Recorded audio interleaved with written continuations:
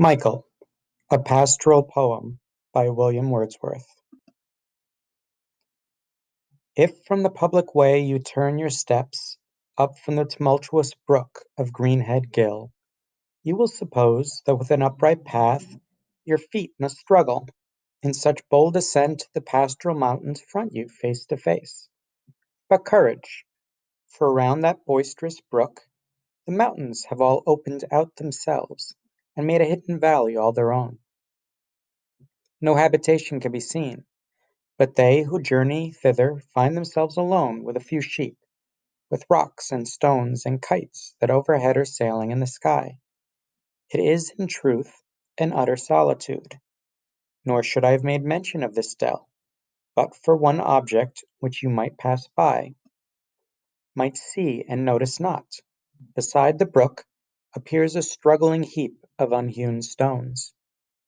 And to that simple object appertains a story, unenriched with strange events, yet not unfit, I deem, for the fireside, or for the summer shade. It was the first of those domestic tales that spake to me of shepherds, dwellers in the valleys, men whom I already loved, not verily for their own sakes, but for the fields and hills where was their occupation and abode. And hence this tale, while I was yet a boy, careless of books, yet having felt the power of nature, by the gentle agency of natural objects, led me on to feel for passions that were not my own, and think, at random and imperfectly indeed, on man, the heart of man, and human life. Therefore, although it be a history homely and rude, I will relate the same for the delight of a few natural hearts and, with yet fonder feeling, for the sake of youthful poets, who among these hills will be my second self when I am gone. Upon the forest side in Grasmere Vale there dwelt a shepherd, Michael was his name, an old man, stout of heart and strong of limb. His bodily frame had been from youth to age of an unusual strength. His mind was keen, intense, and frugal, apt for all affairs. And in his shepherd's calling he was prompt and watchful more than ordinary men. Hence had he learned the meaning of all winds, of blasts of every tone, and ofttimes, when others heeded not, he heard the south make subterraneous music, like the noise of bagpipes on distant highland hills. The shepherd, at such warning, of his flock bethought him, and he to himself would say, "The winds are now devising work for me." And truly, at all times, the storm that drives the traveler to a shelter summoned him up to the mountains. He had been alone amid the heart of many thousand mists that came to him and left him on the heights. So lived he till his 80th year was past, and grossly that man errs who should suppose that the green valleys and the streams and rocks were things indifferent to the shepherd's thoughts.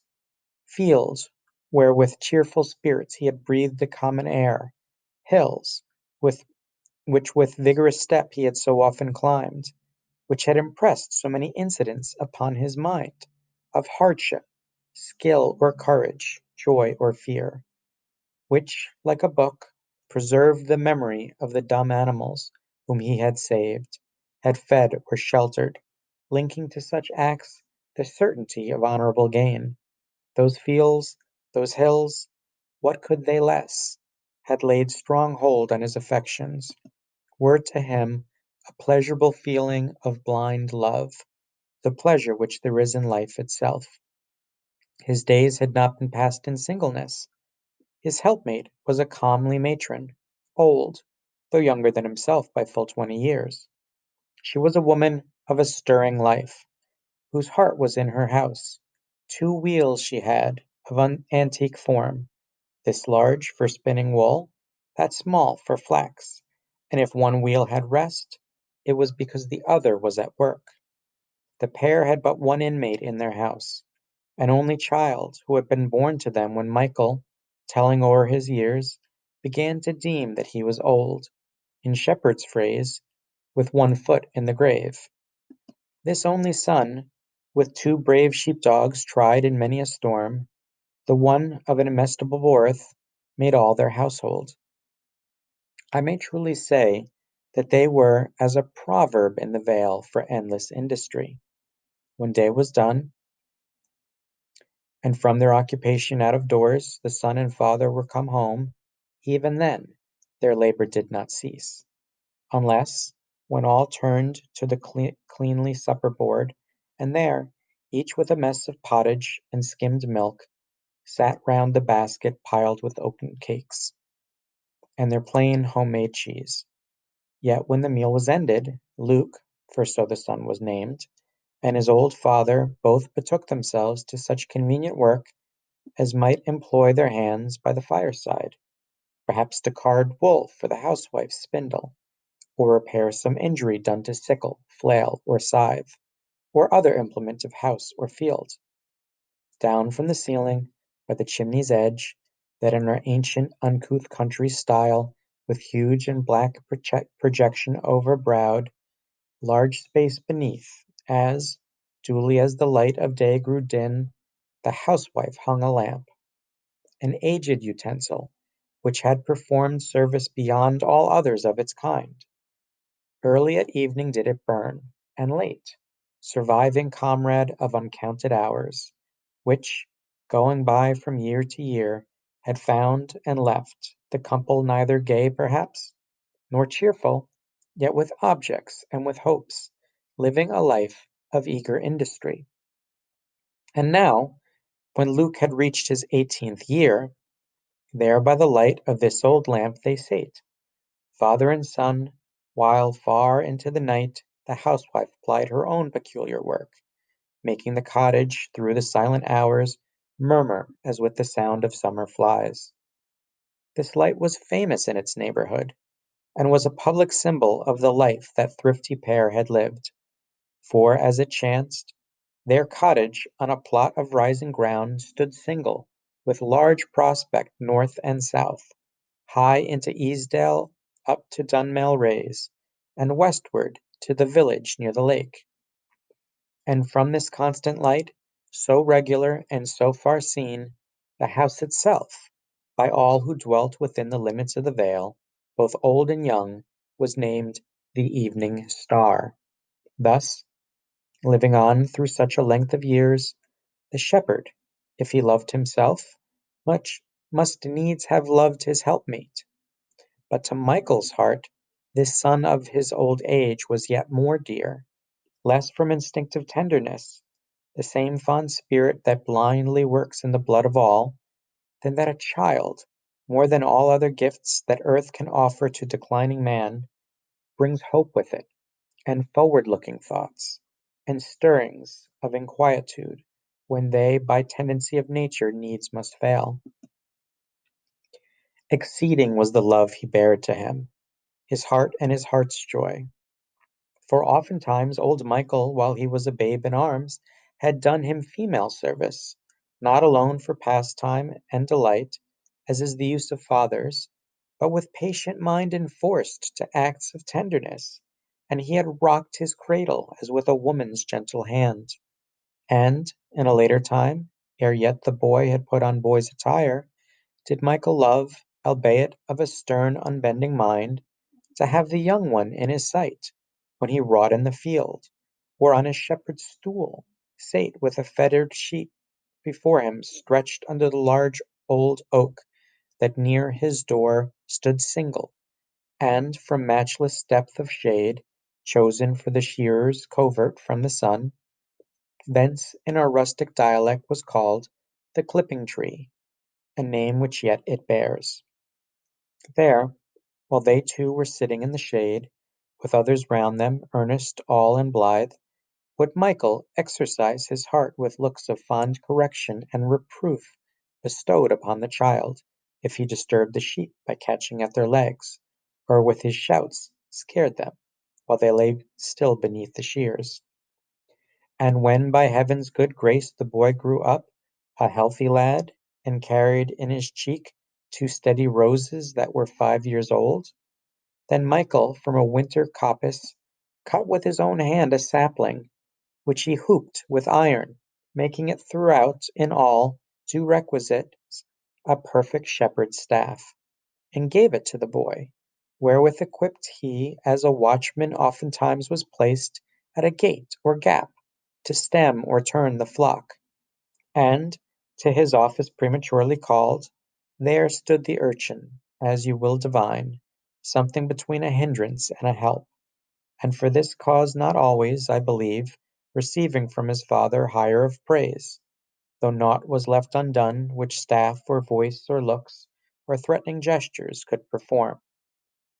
But soon as Luke, full 10 years old, could stand against the mountain blasts, and to the heights, not fearing toil, nor length of weary ways, he with his father daily went, and they were as companions.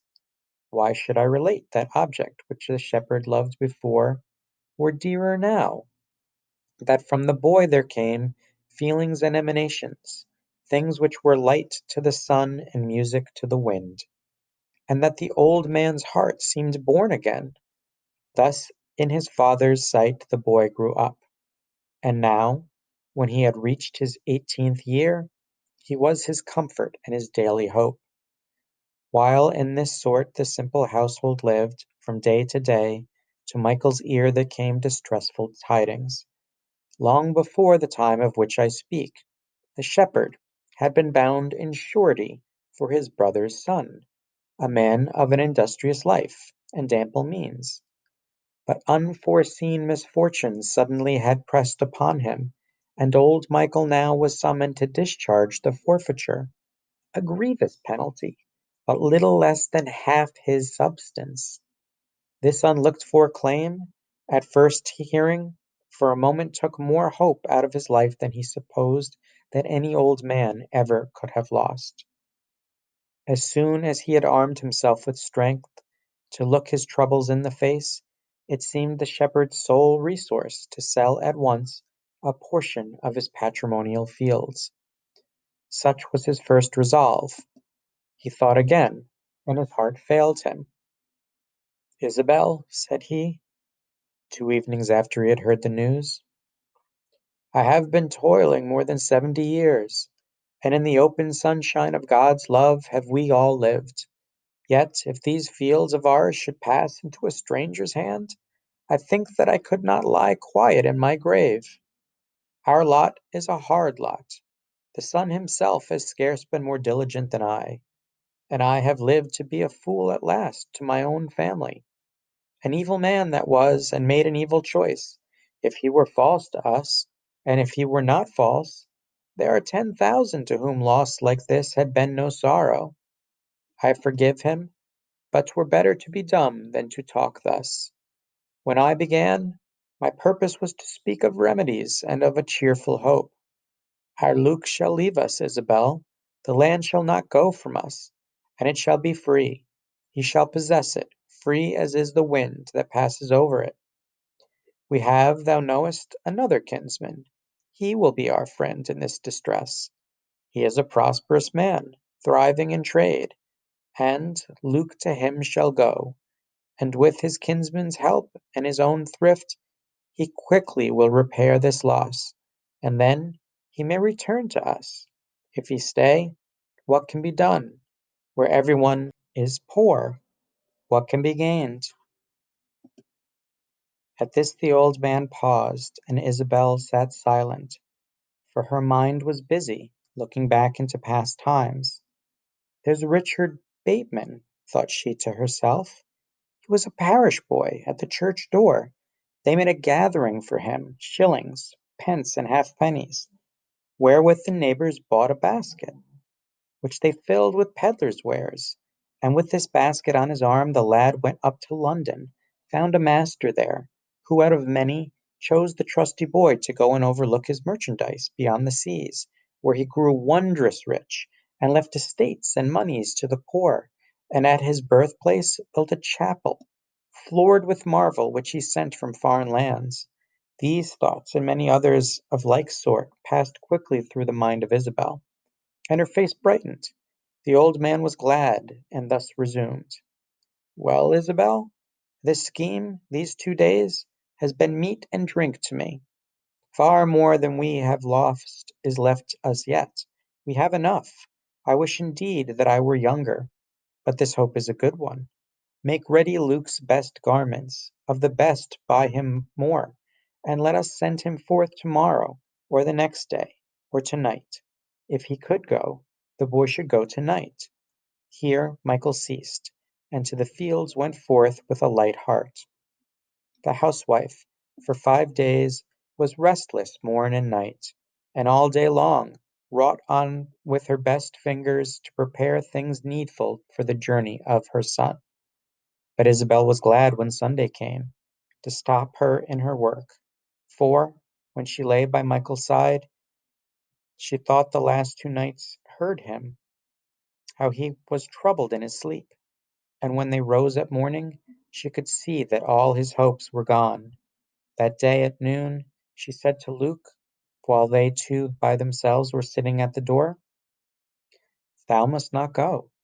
We have no other child but thee to lose, none to remember. Do not go away, for if thou leave thy father, he will die." The youth made answer with a jocund voice, and Isabel, when she had told her fears, recovered her heart. That evening her best fare did she bring forth, and all together sat like happy people round a Christmas fire. With daylight Isabel resumed her work, and all the ensuing week the house appeared as cheerful as a grove in spring. At length the expected letter from their kinsman came, with kind assurances that he would do his utmost for the welfare of the boy, to which requests were added, that forthwith he might be sent to him. 10 times or more the letter was read over. Isabel went forth to show it to the neighbors round, nor was there at that time on English land a prouder heart than Luke's. When Isabel had to her house returned, the old man said, "He shall depart tomorrow." To this word the housewife answered, talking much of things which, if at such short notice he should go, would surely be forgotten. But at length she gave consent, and Michael was at ease. Near the tumultuous brook of Greenhead Gill, in that deep valley, Michael had designed to build a sheepfold, and, before he heard the tidings of his melancholy loss, for this time purpose, for this same purpose he had gathered up a heap of stones, which by the streamlet's edge lay thrown together, ready for the work. With Luke that evening thitherward he walked, and soon as they had reached the place he stopped, and thus the old man spake to him, "My son, tomorrow thou wilt leave me. With full heart I look upon thee, for thou art the same that were a promise to me ere thy birth, and all thy life hast been my daily joy. I will relate to thee some little part of our two histories. 'Twill do thee good when thou art from me, even if I should touch on things thou canst not know of. After thou first camest into the world, as oft befalls to new-born infants, thou didst sleep away 2 days, and blessings from thy father's tongue then fell upon thee. Day by day passed on, and still I loved thee with increasing love. Never to living ear came sweeter sounds than when I heard thee by our own fireside, first uttering without words a natural tune.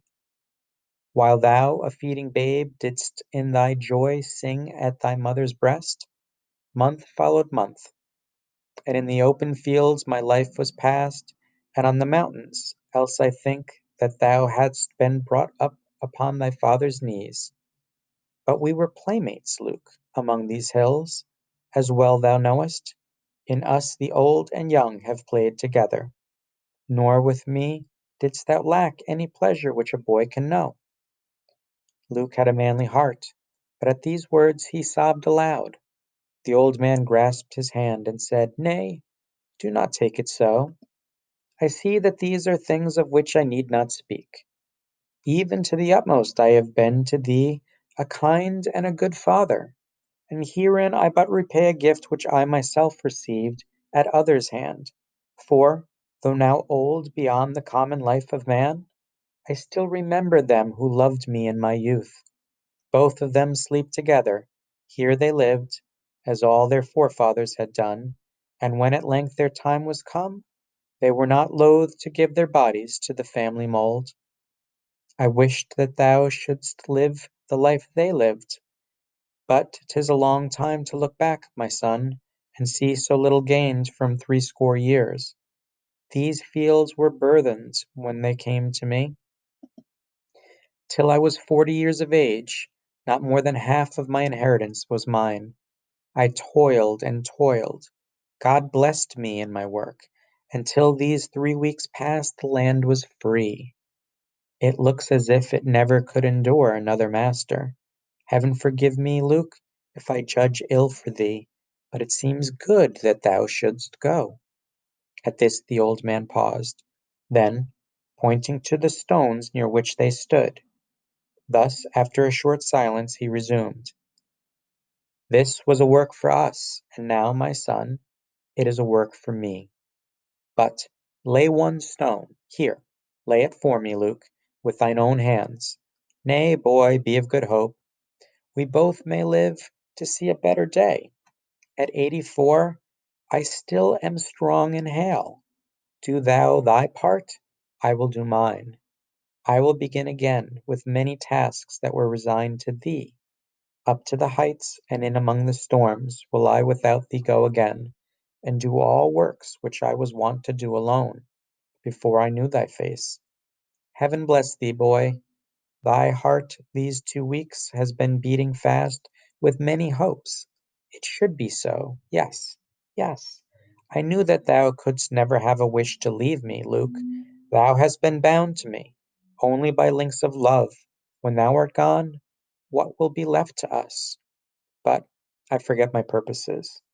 Lay now the cornerstone, as I requested, and hereafter, Luke, when thou art gone away, should evil men be thy companions, think of me, my son, and of this moment. Hither turn thy thoughts, and God will strengthen thee. Amid all fear and all temptation, Luke, I pray that thou mayest bear in mind the life thy fathers lived, who, being innocent, did for that cause bestir them in good deeds. Now, fare thee well.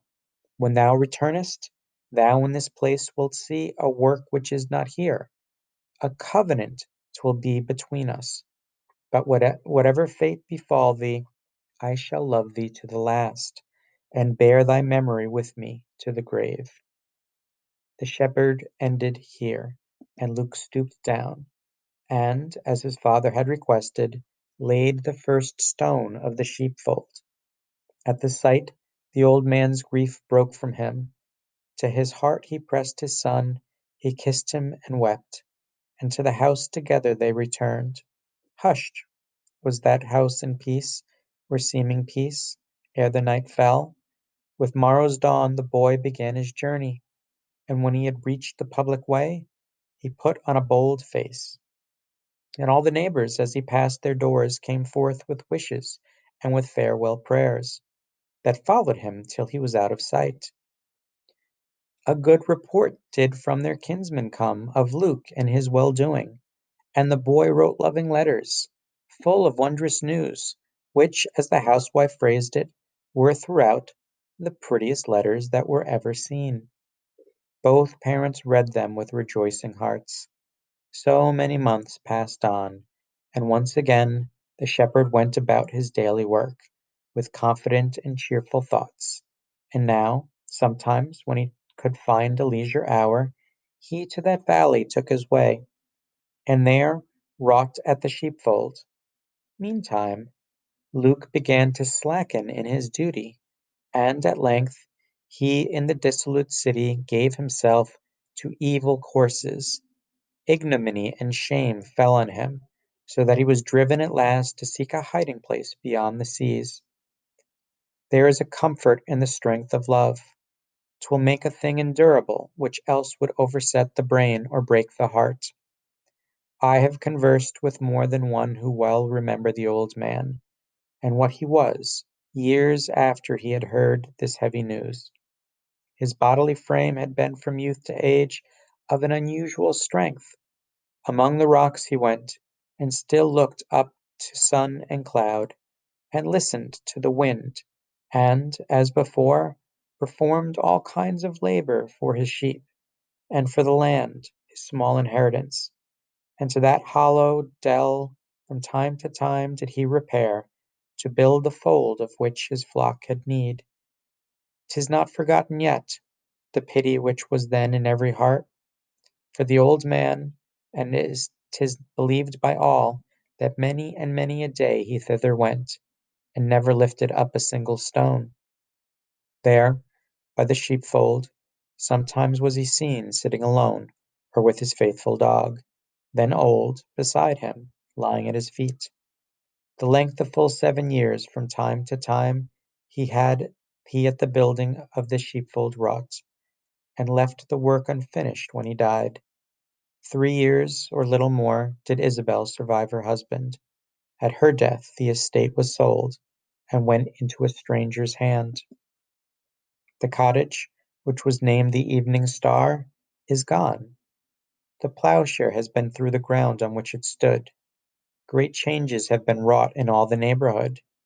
Yet the oak is left, that grew beside their door, and the remains of the unfinished sheepfold may be seen beside the boisterous brook of Greenhead Gill.